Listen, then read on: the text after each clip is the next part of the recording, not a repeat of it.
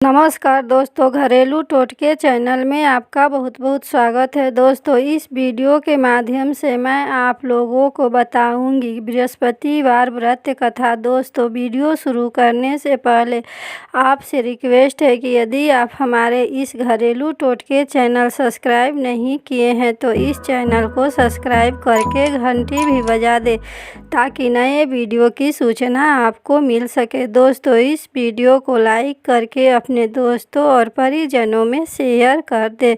दोस्तों, भगवान विष्णु और बृहस्पति देव की पूजा अर्चना के लिए बृहस्पतिवार को व्रत करके बृहस्पतिवार की व्रत कथा को पढ़ने अथवा किसी दूसरे स्त्री पुरुष द्वारा सुनने की प्राचीन परंपरा होती है। बृहस्पतिवार का व्रत करने और व्रत कथा सुनने से स्त्री पुरुषों की सभी मनोकामनाएं पूर्ण होती है। इस व्रत से धन संपत्ति की प्राप्ति होती है, निसंतानों को पुत्र की प्राप्ति होती है, परिवार में सुख शांति बनी रहती है, सभी मनुष्य आनंद पूर्वक जीवन बिताते हैं।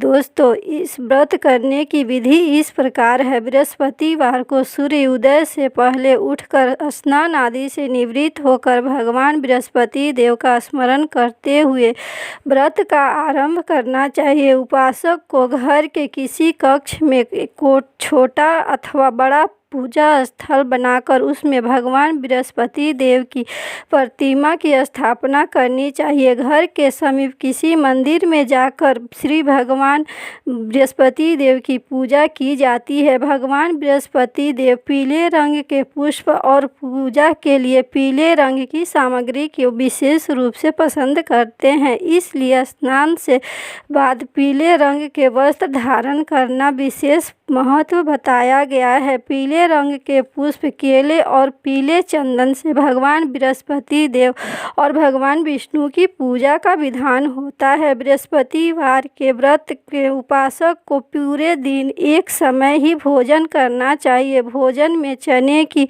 दाल, बेसन और दूसरे पीले रंग के खाद्य पदार्थों का ही सेवन करना चाहिए। व्रत करने वाले पुरुष बृहस्पतिवार को दाढ़ी व सिर के बाल न कटाए। पूजा के समय भगवान बृहस्पति देव से जो मनोकामना प्रकट की जाती है वह उस मनोकामना को पूरी करते हैं। इस व्रत कथा में व्रत पढ़ने वाले तथा सुनने वाले दोनों का विशेष महत्व होता है।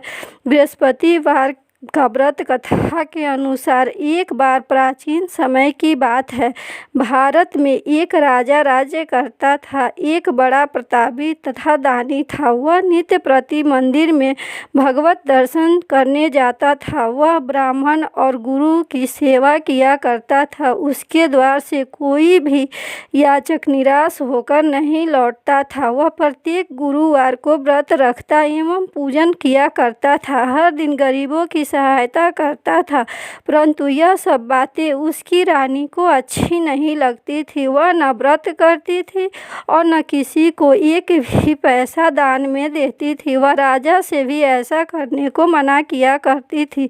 एक समय की बात है कि राजा शिकार खेलने वन को चले गए। घर पर रानी और दासी थी। उस समय गुरु बृहस्पति देव साधु का रूप धारण कर राजा के दरबार पर भिक्षा मांगने आए। साधु ने रानी से भिक्षा मांगी तो वह कहने लगी, हे साधु महाराज, मैं इस दान और पुण्य से तंग आ गई हूँ। इस कार्य के लिए तो मेरे पति देव ही बहुत है।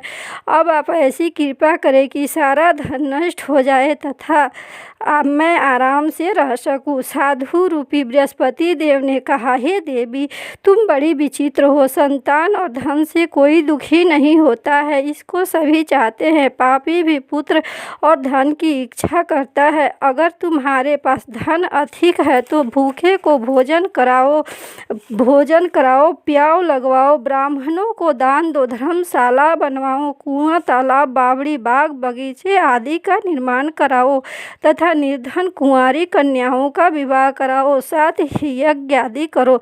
इस प्रकार के कर्मों से आपके कुल और आपका नाम परलोक में सार्थक होगा एवं स्वर्ग की प्राप्ति होगी। परंतु रानी की इन बातों से खुश नहीं हुई। उसने कहा, हे साधु महाराज, मुझे ऐसे धन की आवश्यकता नहीं जिसको मैं अन्य लोगों को दान करूं तथा जिसको रखने और संभालने में मेरा सारा समय ही नष्ट हो जाए। साधु ने कहा, हे देवी, यदि तुम्हारी ऐसी इच्छा है तो वैसा ही हो। तुम्हें मैं बताता हूँ, तुम वैसा ही करना। बृहस्पतिवार के दिन घर को गोबर से लीपना, अपने केशों को पीली मिट्टी से धोना, केशों को धोते समय स्नान करना, राजा सा कहना कि वह हजामत करवाए, भोजन में मांस मदिरा खाना, कपड़े धोबी के यहाँ धुलने देना। इस प्रकार 7 बृहस्पतिवार करने से तुम्हारा सब धन नष्ट हो जाएगा। यह कहकर साधु महाराज रूपी बृहस्पति देव अंतर्धान हो गए। रानी ने साधु के कहने के अनुसार 7 बृहस्पतिवार तक वैसा ही करने का विचार किया। साधु के बताए अनुसार कार्य करते हुए केवल 3 बृहस्पतिवार ही बीते थे कि उसकी समस्त धन संपत्ति नष्ट हो गई। भोजन के लिए दोनों समय परिवार तरसने लगे तथा सांसारिक भोगों से दुखी रहने लगे।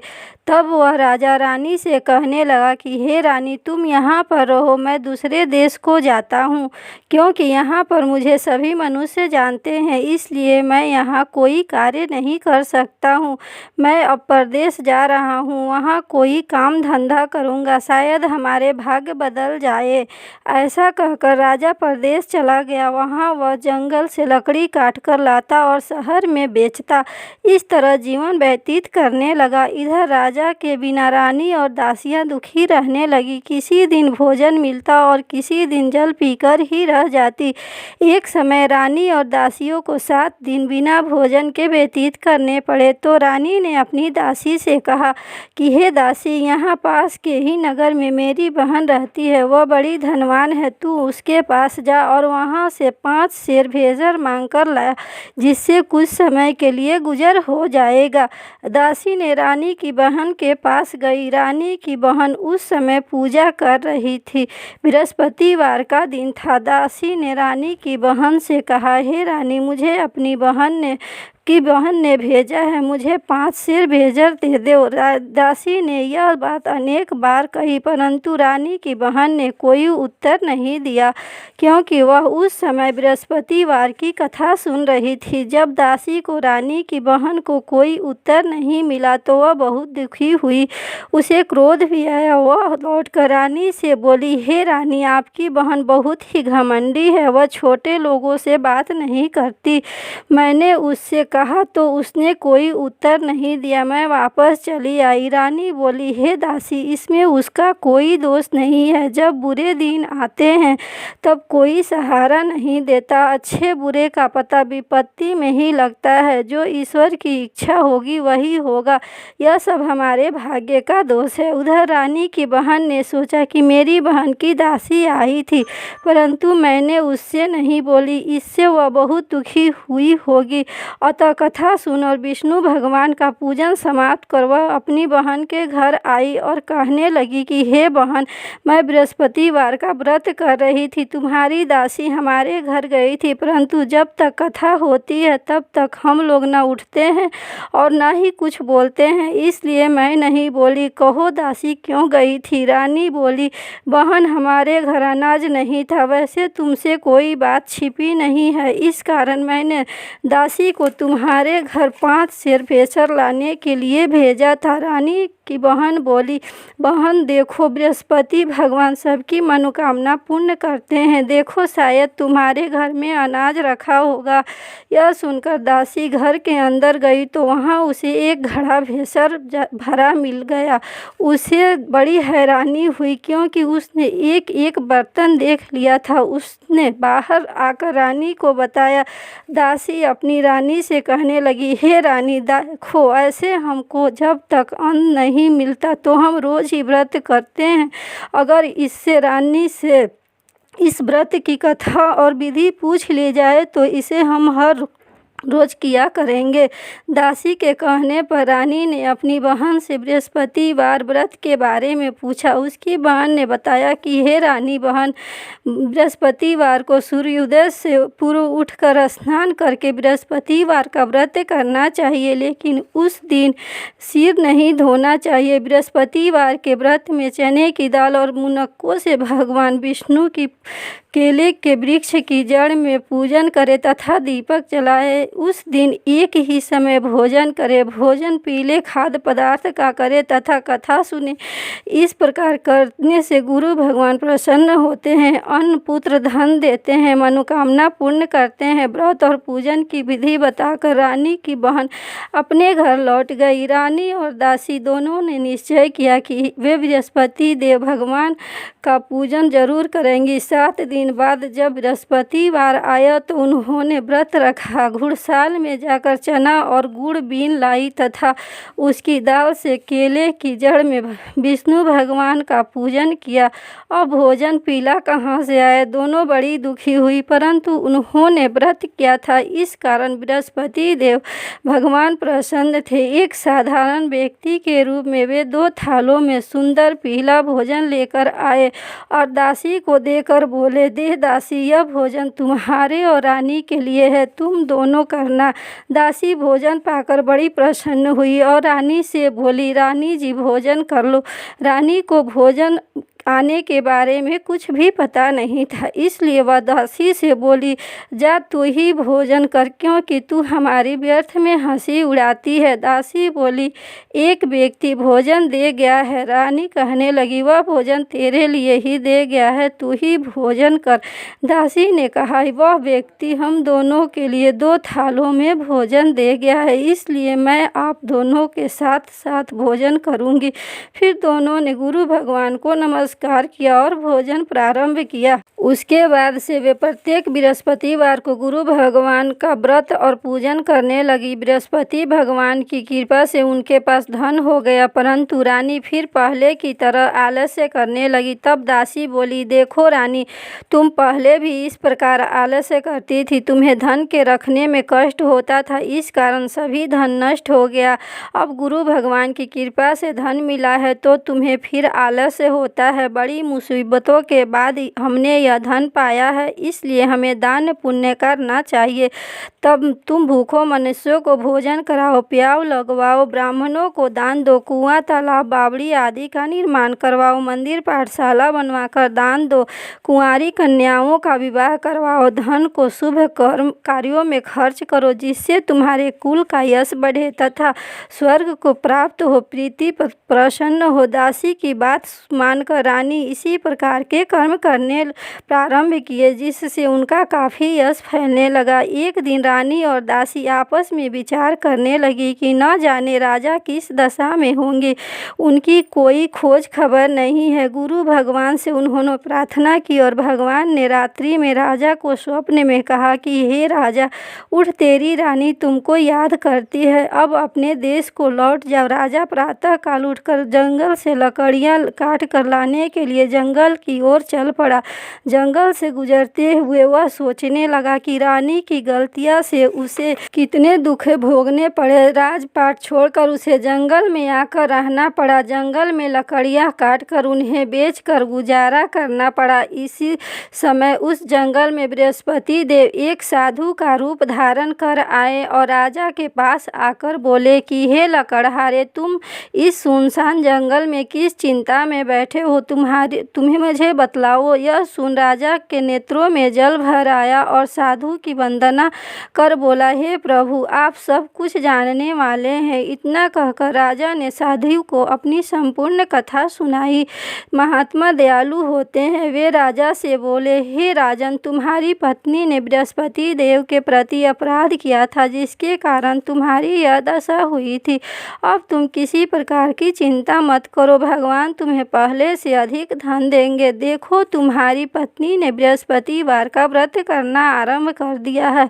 अब तुम भी बृहस्पतिवार का व्रत करके चने की दाल व गुड़ जल के लोटे में डालकर केले का पूजन करो। फिर कथा कहो या सुनो, भगवान तुम्हारी सब कामनाओं को पूर्ण करेंगे। साधु को प्रसन्न देखकर राजा बोला कि हे प्रभु, मुझे लकड़ी बेचकर इतना पैसा नहीं बचता जिससे भोजन करने के उपरांत कुछ बचा सकूं। मैंने रात्रि में अपनी रानू को व्याकुल देखा है। मेरे पास कोई साधन नहीं जिससे समाचार जान सकूं। फिर मैं बृहस्पति देव की कथा कहानी कैसे कहूँ? मुझे तो कुछ भी मालूम नहीं है। साधु ने कहा कि हे राजा, तुम किसी बात की चिंता मत करो।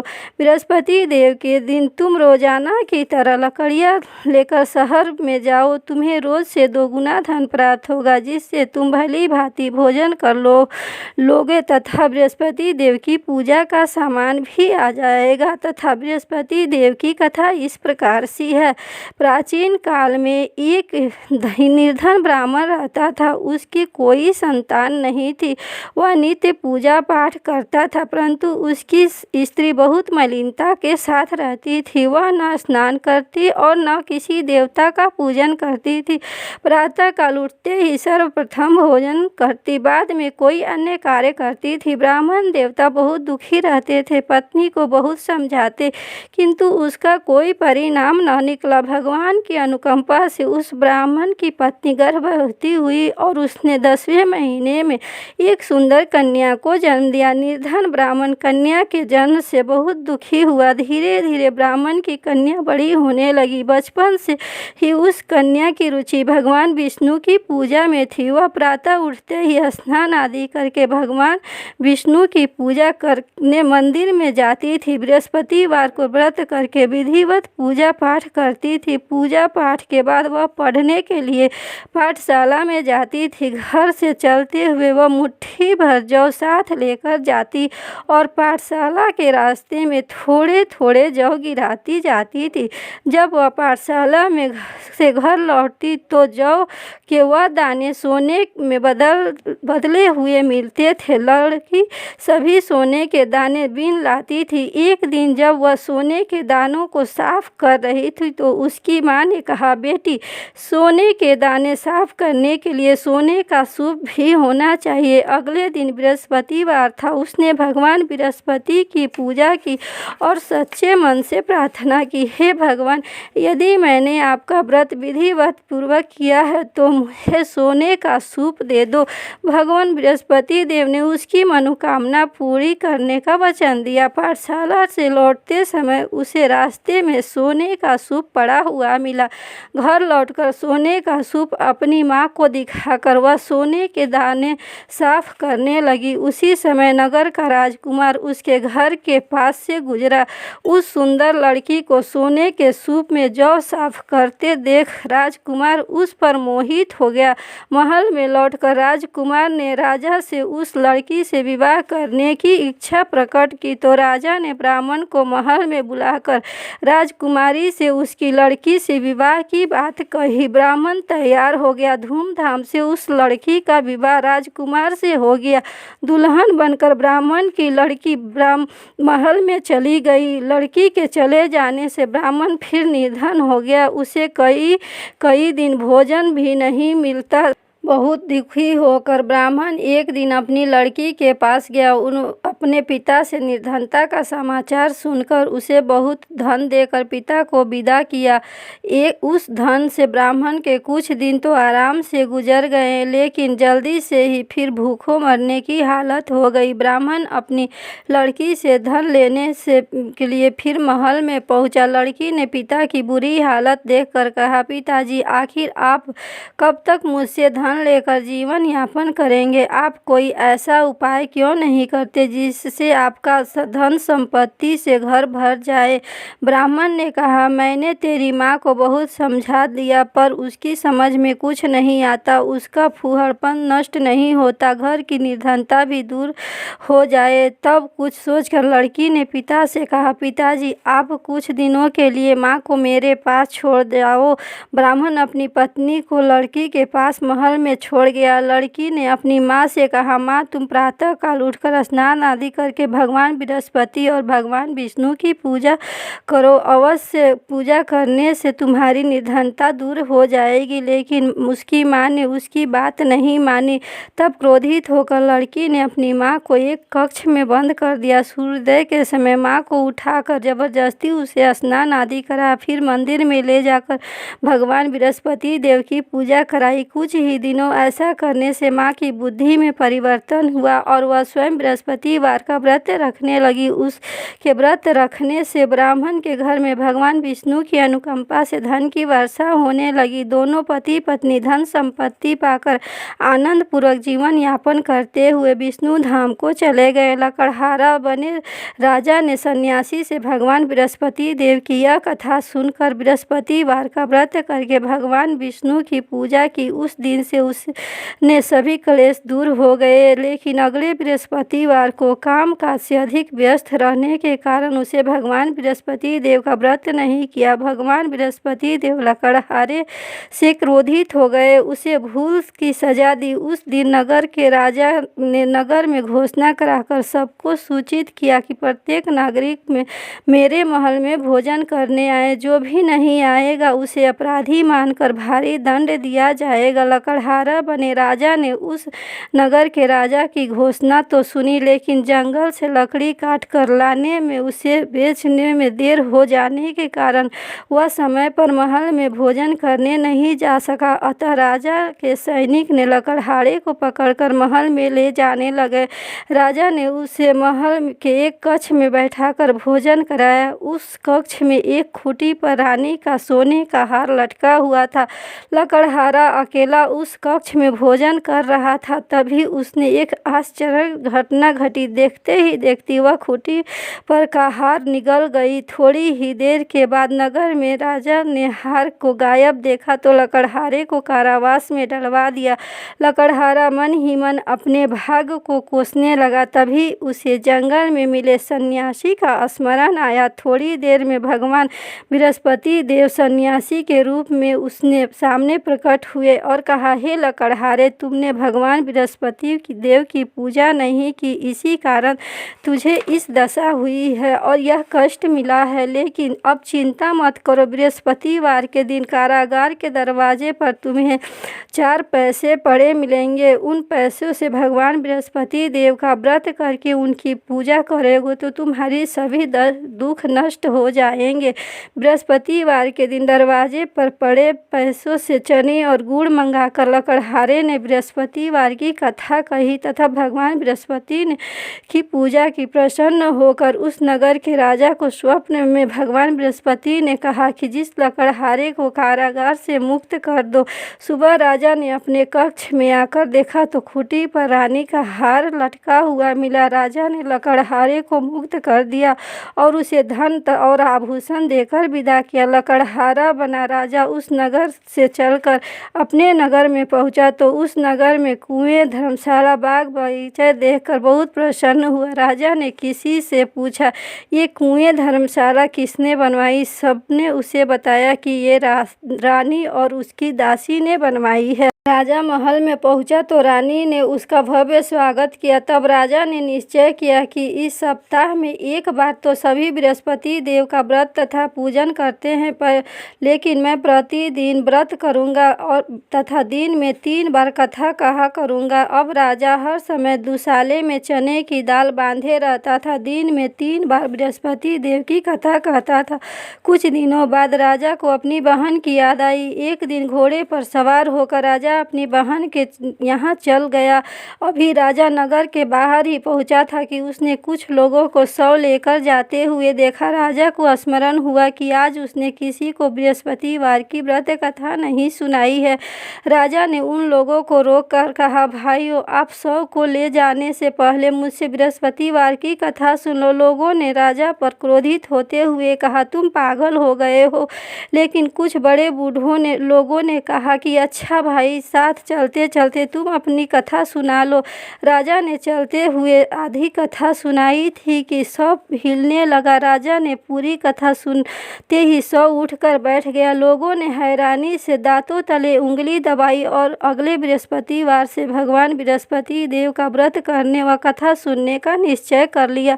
घोड़े पर सवार राजा चलते हुए एक किसान के पास पहुंचा। किसान अपने खेत में हल चला रहा था। राजा ने कहा, अरे भाई, मुझसे बृहस्पतिवार की कथा सुन लो। किसान झुल्लाकर बोला, अरे भाई, देख नहीं रहे, जितनी देर तक तुम्हारी कथा सुनूंगा उतनी देर में पूरे खेत में हल चला लूंगा। राजा निराश होकर चलने लगा। तभी किसान के बैल लड़खड़ाकर जमीन पर गिर गए। किसान के पेट में जोर से दर्द होने लगा। उस किसान की पत्नी जब खाना लेकर आई, उसने किसान के इस बारे में पूछा। किसान ने घुड़सवार की पूरी कहानी सुनी। किसान की पत्नी दौड़ती हुई राजा के पास पहुंचकर हाथ जोड़कर बोली कि भैया, मैं तुम्हारी कथा सुनूंगी, मैं तैयार हूँ। राजा उसके पास साथ ही खेत में पहुंचकर बृहस्पतिवार की कथा सुनाई। तभी बैल उठकर खड़े हो गए। किसान के पेट का दर्द तुरंत ही ठीक हो गया। राजा अपनी बहन के घर पहुंचा तो उसकी बहुत आवभगत की। अगले दिन सुबह उठकर राजा ने देखा घर के सभी लोग भोजन कर रहे हैं। किसी भूखे को बृहस्पतिवार की कथा सुनाए बिना भोजन नहीं करना था। उसने बहन से कहा, बहन, क्या घर में कोई ऐसा व्यक्ति है जिसने अभी तक भोजन नहीं किया हो? उसकी बहन बोली, भैया, हमारे घर में तो आपको पूरे नगर में ऐसा कोई व्यक्ति नहीं मिलेगा जिसने सुबह सुबह भोजन नहीं किया हो। तब राजा ने बहन के पास से निकलकर उस नगर में बिना भोजन किए व्यक्ति की तलाश की। एक गड़रिये के घर में उसका बेटा बीमार होने के कारण भूखा रह गया था। राजा ने उसको जाकर बृहस्पतिवार की कथा सुनाई। कथा सुनते सुनते गड़रिया का बीमार बेटा बिल्कुल ठीक हो गया। सबने राजा की बहुत प्रशंसा की। एक दिन राजा ने अपनी बहन से कहा, बहन, अब हम अपने घर जाना चाहते हैं, तुम भी हमारे साथ चलो, कुछ दिन वहां रहकर लौट आना। राजा की बहन ने अपनी सास से पूछा तो सास ने ताने देते हुए कहा, बहू, मायके जाना तो अकेली जाना, मेरे पोतों को नहीं ले जाना। तुम्हारे भाई के कोई संतान नहीं है, कहीं तुम्हारी भाभी मेरे पोतों पर कोई जादू टोना ना कर दे। दूसरे कक्ष में बहन की सास की बातें सुनकर राजा दुखी मन से अकेला ही अपने नगर को लौट गया। रानी ने राजा से कहा, आप तो अपनी बहन को साथ लाने की बात कहकर गए थे, फिर बहन को साथ क्यों नहीं लाए?